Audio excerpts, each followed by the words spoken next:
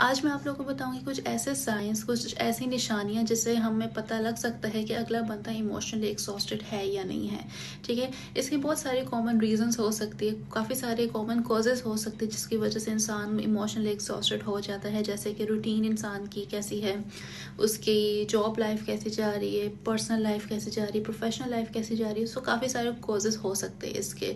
तो इसके मैं कुछ ऐसे साइंस बताऊँगी जिसकी वजह से हम फ़िगर आउट कर सकते हैं कि इंसान इमोशनली एग्जॉस्टेड है और कितना एग्जॉस्टेड है, ठीक है? इसका जो सबसे कॉमन साइन है वो ये है कि अम, इंसान को सिर्फ अपनी कंपनी चाहिए होती है हर टाइम। वो गैदरिंग में, पब्लिक में उसको अच्छा फील नहीं होता, वो बस हर टाइम अकेला रहना चाहता है। सेकेंड ये है कि इंसान बिल्कुल ही उसको किसी की भी बात बर्दाश्त नहीं होती, किसी का भी एक्शन बर्दाश्त नहीं होता, बहुत ईज़िली ट्रिगर हो जाता है किसी भी बात पे।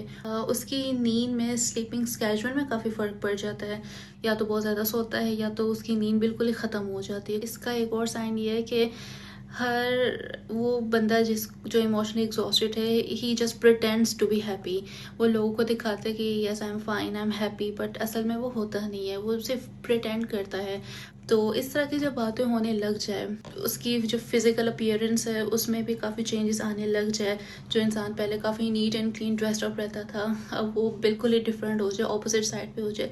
तो ये सारी चीज़ें होती हैं इमोशनल एग्जॉशन की, कि इंसान मेंटली और इमोशनली कितना एग्जॉस्टेड है, ये चीज़ें बताती है आपको।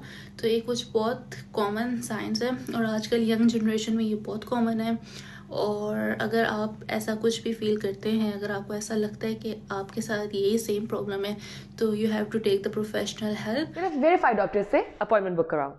ओला डॉक, डॉक्टर का अपॉइंटमेंट आसानी से।